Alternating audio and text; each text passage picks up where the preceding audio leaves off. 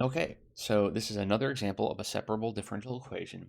And this is the first one where it starts to get a little bit harder. It's quite different from an initial value problem because this one is not given as a function of x. dy dx equals y. Previously, we only had y in one position and everything else was dx on bottom, of course, and then equals some function of x, 2x minus 1, or we had, like, I think dy dx minus x equals x squared, something like that. Now there are no other x's. There's a y instead. This makes it a fair bit different. So the overall procedure is the same. I want all the y's on one side. I want all the x's on the other side. So I'm first going to move the dx, as we typically were doing. dy equals y times dx. Okay. Now this y has to move. So I'm going to divide y on both sides. So 1 over y times dy equals dx. Okay. Now on the right, I don't have a number in front of the dx. I don't have an x. I don't have anything. So the default coefficient is 1. When nothing's written there, 1 is the coefficient. So I have 1 over y dy equals 1 dx. Okay. So now I can integrate both sides. And the right-hand side is probably the easiest, right? What is the antiderivative of 1 when x is the variable? Well, x. Plus c, of course. On the left, what is the antiderivative of 1 over y? And you might remember, if you're watching this, pause the video, think for a few seconds. What is the antiderivative of 1 over y? What would I start with and find the derivative to get y? Okay. And there's a good answer and a better answer. There's one that's almost correct, and of course, then there's one that's correct. Anyway, whether you paused or not, you might, if you did pause, you might have thought, oh, ln of y. There you go, that's it. The natural logarithm, because the derivative of ln of x, sorry, I'm trying to write this, here we go. The derivative of ln of x is, the derivative of ln of x is 1 over x. So the antiderivative of 1 over x is ln of x. So there you go. ln of y I should be writing, right? Well, you might recall when we talked about antiderivatives a while back, this is actually the ln of the absolute value of y. And that's fairly important because y can be negative. Remember, y is the derivative of whatever the function is. Well, the slope could be negative, maybe, right?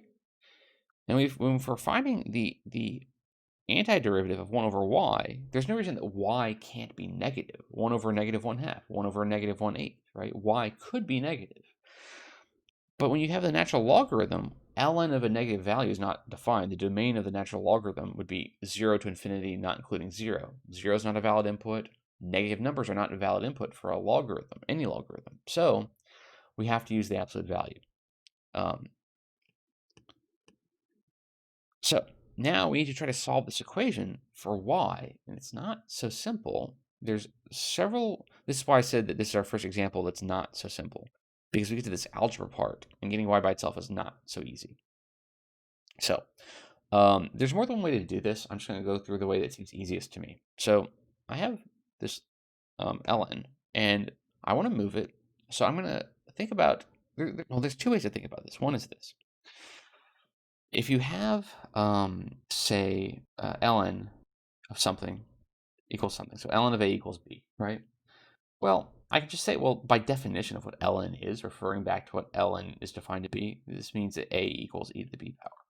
I just refer back, by definition, that's what ln means. It means that this ln, the natural logarithm function, is the inverse function for the exponential base e function. So if I have an ln on the left, I can just shove it to the right, it becomes an e as a base, exponential base. That's one way to think about it. Another way is to think, oh, well, I'm applying the base e exponential function to both sides, and ln and e cancel. It's effectively the same thing. I'm going to opt to go with that. It doesn't matter which way you think about it. There's more than one perfectly good way to write this out. So that means that the absolute value of y equals e to the x plus c power. Okay. And there's a couple of ways to proceed from here. In particular, this could be rewritten to be different. I think we'll put that off until later, though. Next thing I want to think about is this. Well, sorry, is this.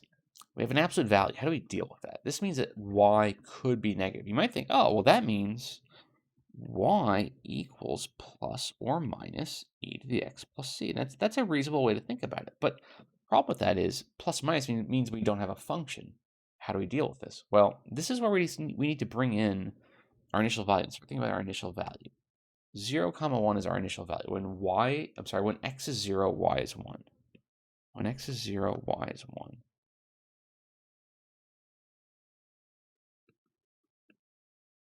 Okay.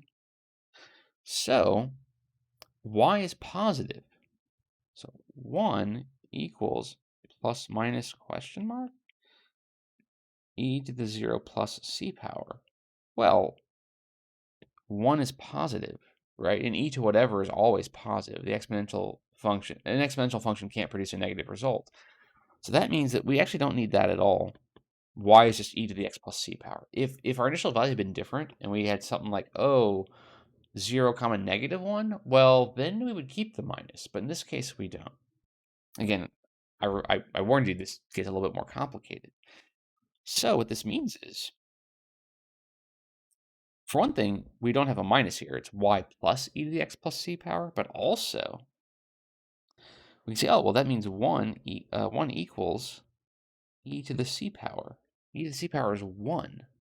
Okay, that's going to help us a little bit. So bringing this down here with our newfound information about the plus minus situation, y equals e to the x plus c. And I need to use some properties of exponentials. When you have, where should I put it? I guess I'll put it over here. When you have something like, sorry, I struggle with the interface here. Okay, so this app is frozen. Maybe I close and bring it back. Yeah, okay, that's working. So, where was I? Right, okay. So when you have like 2 cubed times 2 to the 5th, right, that means 2 times 2 times 2, right? And then this guy means 2 times 2 times 2 times 2 times 2.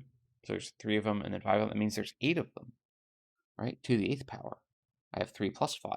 And this is reversible. If you have a sum in your exponent, you can separate into a product. So that means that over here, these two guys can be two separate exponents multiplied together between the two. So this will be e to the x times e to the c. Okay? But that equals 1. E to the c is 1, so this is e to the x. So that's our solution. Y equals e to the x. So this is the solution. It's our particular solution.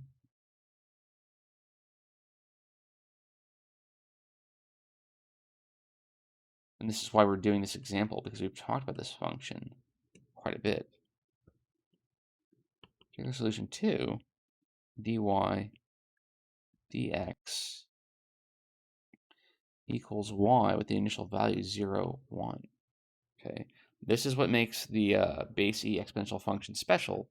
It's the solution to this differential equation where the derivative is equal to the y-coordinate at every point on the graph.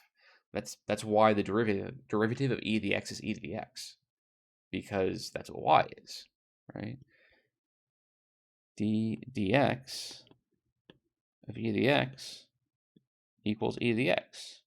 But that's what y is. That's the y-coordinate, right? Y equals e to the x. So the derivative of the function is the y-coordinate. That's what makes this function special. Anyway, so that was an example, which was a little bit harder, in part because we had to do more work at the beginning to get the variables separated. But then also we had a bunch of algebra to do. Okay. So some of our future examples will have both of those features. We'll have to do a little bit more work at the beginning before we do the antiderivatives. And then we might have some algebra work to do as well.